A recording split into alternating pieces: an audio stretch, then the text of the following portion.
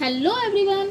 तो आज का जो हमारा टॉपिक है वो है, अगर हम बीयूटी को बट तो एंड सीयूटी को कट बोलते हैं तो पीयूटी को पट क्यों नहीं बोलते, या फिर पीयूटी को पुट क्यों बोला जाता है, या फिर पीयूटी को पुट बोलते हैं तो बीयूटी को बुट क्यों नहीं बोलते, या सीयूटी को कुट क्यों नहीं बोलते।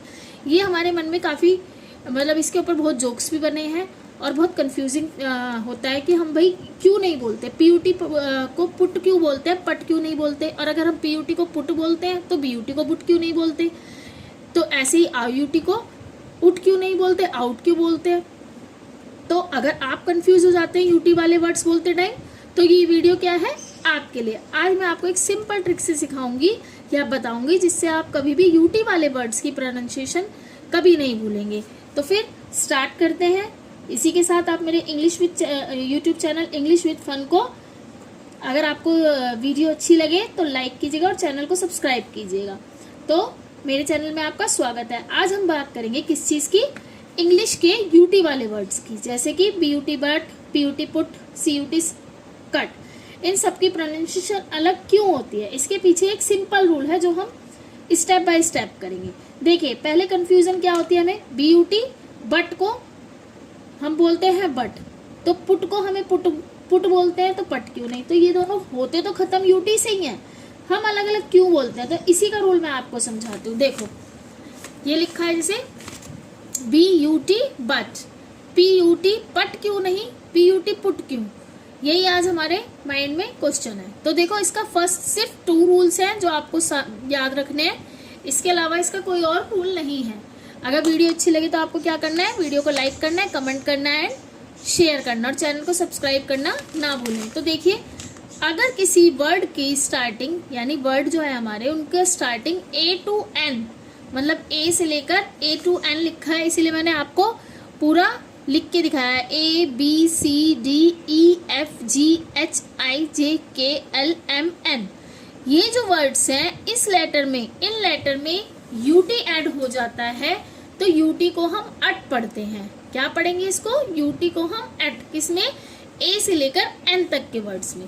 जैसे सी यू टी, इसको हम क्या पढ़ेंगे बच्चों, अच्छा दिख तो रहा नहीं होगा आपको, अब दिख रहा है ना। हाँ, तो मैंने आपको क्या बताया था, रूल नंबर 1, अगर किसी वर्ड की starting A to N means A B C D E F G H I J K L M N, इसमें अगर आपको यूटी ऐड हो तो आप यूटी को क्या पढ़ेंगे, अट। जैसे कि C U T cut, B U T but, N U T nut, H U T क्या बोलेंगे इसे, हट। तो इसमें सिर्फ 2 ही रूल्स हैं, इसके अलावा कोई और रूल नहीं है। बहुत इजी है, अच्छे से हो जाएगा। ऐसे ही हमारा है ये रूल नंबर 2। इसमें अगर एन के बाद मीन्स कुछ बच्चे समझ गए होंगे, एन के बाद जितने भी लेटर्स आते हैं, जैसे एन के बाद, एन तक तो यहाँ हो गया, O P Q R S T U V W X Y and Z.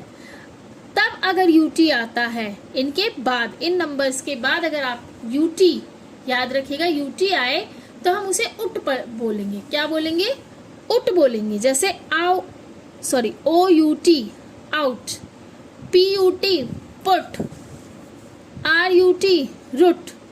अगर इसमें आर यू टी रुट, तब आपको कंफ्यूजन दूर हुई होगी कि पी यू टी पुट और पुट, मतलब ये जो हम इंग्लिश में थोड़ा सा मजाक उड़ाते हैं कि भाई सी यू टी कट है तो बी यू टी बट है तो पी यू टी पट क्यों नहीं है। तो आई थिंक इस वीडियो से आपको ये तो समझ में आ गया होगा कि अगर क्या है हमारा लेटर की स्टार्टिंग, मतलब ए से लेकर एन तक जितने भी लेटर्स हैं उनके साथ अगर यूटी काउंट होगा तो हम उसे अट पढ़ेंगे।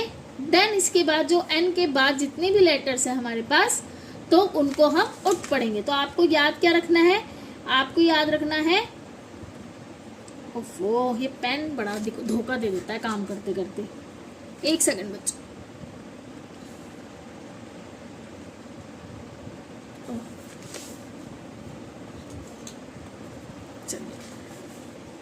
आपको याद क्या रखना है, आपको सिर्फ याद रखना है ए टू एन प्लस यूटी, तो ये होगा अट।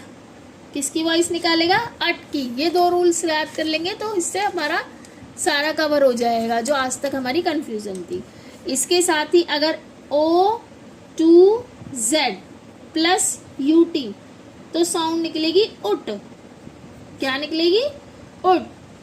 अच्छा, इसमें क्या होता है, इंग्लिश में हर रूल का एक एक्सेप्शन होता है, ये भी पता है, तो कुछ एक्सेप्शन वर्ड्स होंगे। हम क्या कहते हैं, 93% रूल काम करते हैं वर्ड्स पे, 93% मान लीजिए, तो 7% हम क्या करेंगे, कोई रूल उन पे काम नहीं करता। ठीक है, तो इसीलिए आपको सिर्फ ये दो रूल्स याद रखने हैं, A to N and O to Z।